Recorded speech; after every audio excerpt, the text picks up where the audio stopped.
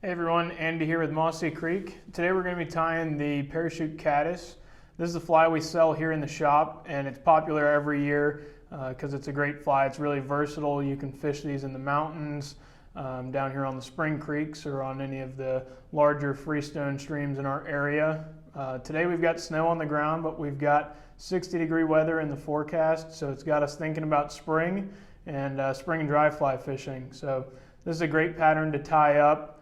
You can do it in all sorts of different colors, match the hatch that's local to you, or you could tie it in some crazy colors, use some ice dub or something to make a flashier body and the brook trout go crazy for them. So hope you guys tie this up and try it out and enjoy. Thanks for watching. All right, folks, here's a quick look at the Parachute Caddis that we are going to tie today. Awesome high-vis pattern. And not too bad to tie. We're going to be tying this one today in size 12. Get my hook in the vise here. I'll show you we're using a TMC 100, just a standard dry fly hook. And we'll go ahead and get our thread started here on the hook. Snip our excess free.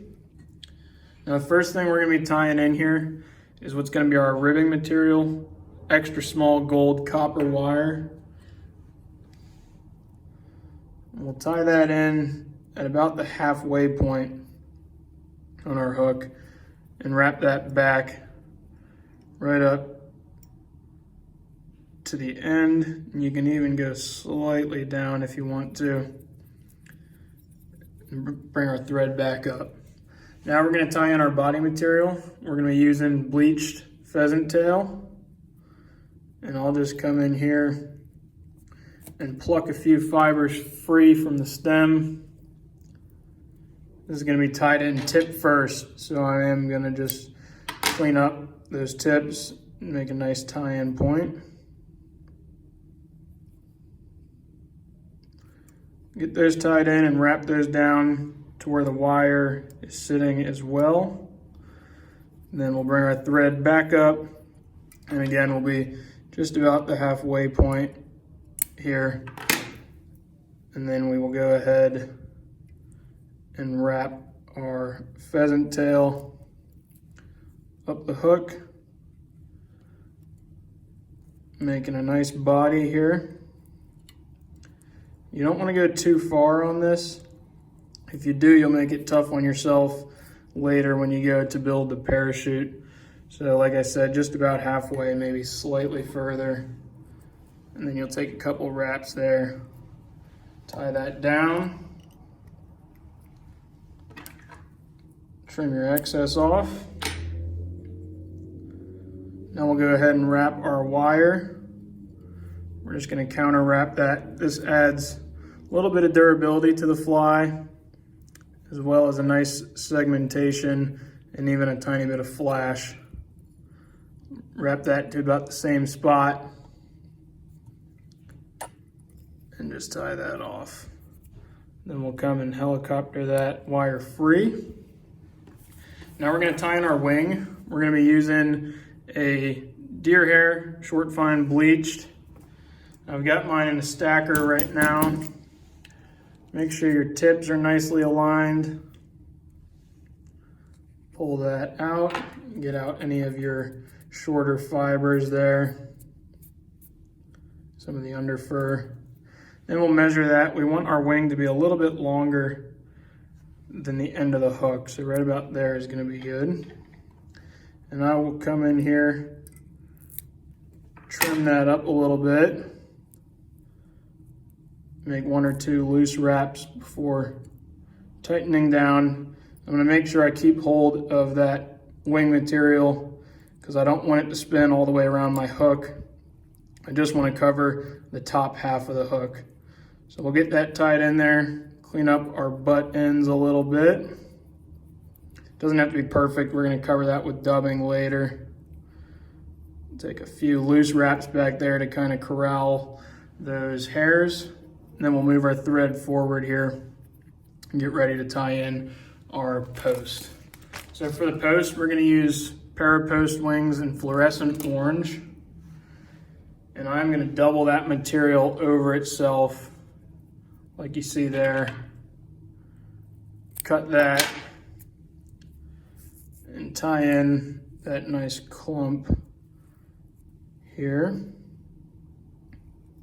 Just make a couple good wraps, get that on there, and then we'll go ahead and we're gonna start building up our parachute. And I'll kind of build a little bit of a thread dam here in front of it, as well as behind it. And then wrap as I go. Just take your time. The wing feathers will kind of get in your way a little bit, but you can wrap through them pretty well. And if you want, you can put a little rubber band or a piece of wire on there, and that will hold those fibers down as you're wrapping. As you wrap this up, keep in mind you're going to have hackle feather on here and then a thorax down below. So you got to make room for all of that as you go up here.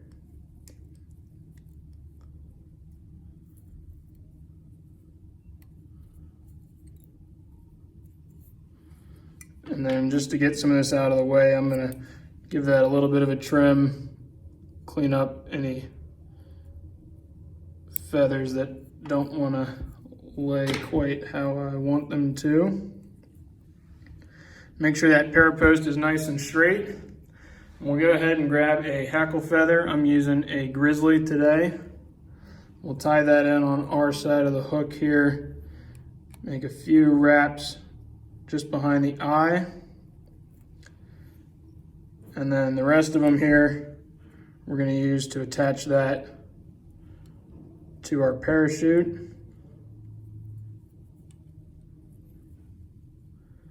And this is also going to add a little bit more rigidity to your post. All right. Now we're going to finish off our body with some superfine dry fly dubbing. This is a dark tan. And we're going to make a pretty good noodle on the thread here. Try to keep it thin, but we're going to cover up all of this thread using this superfine dry fly dubbing. Work that back to where our wing starts. And if you do loose wraps back here at the wing, you can kind of get a little bit of control of it and make it go a little bit more where you want it to. We'll grab a little bit more dubbing here.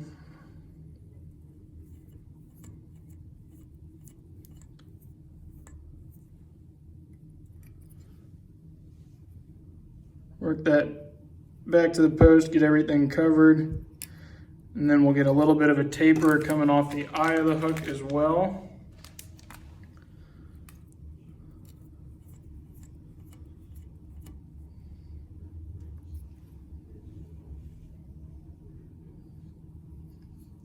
There you go, and we're going to leave our thread on the back side of the hook. That's going to help us when we go to tie off this hackle feather.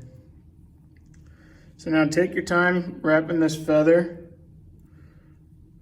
We'll just wrap that right down the post. Watch out for those deer hair. Like I said, they like to get in your way. If you trap one or two of them, it's not a huge deal. You can trim it free. But try your best not to trap too many of them. I like to get as much hackle on these flies as I can. Help it float a little bit better.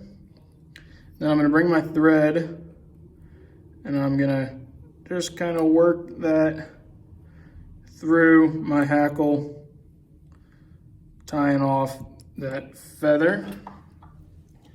Then come in here, trip your excess off.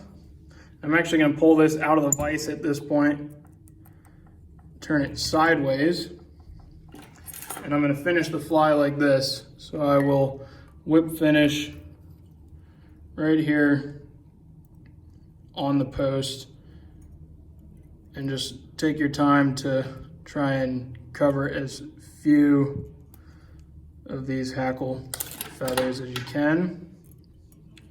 And you can trim your thread off there. Last thing I like to do is set it back in my vise here. Take a look at it, flip it over to the underside, see if I have any feathers that are strays. I got one there, I'll trim that free.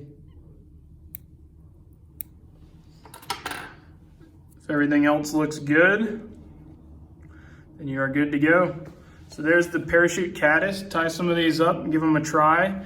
Great high-vis pattern. You can tie it in a bunch of different colors. And I think you guys will like it. Thanks for watching.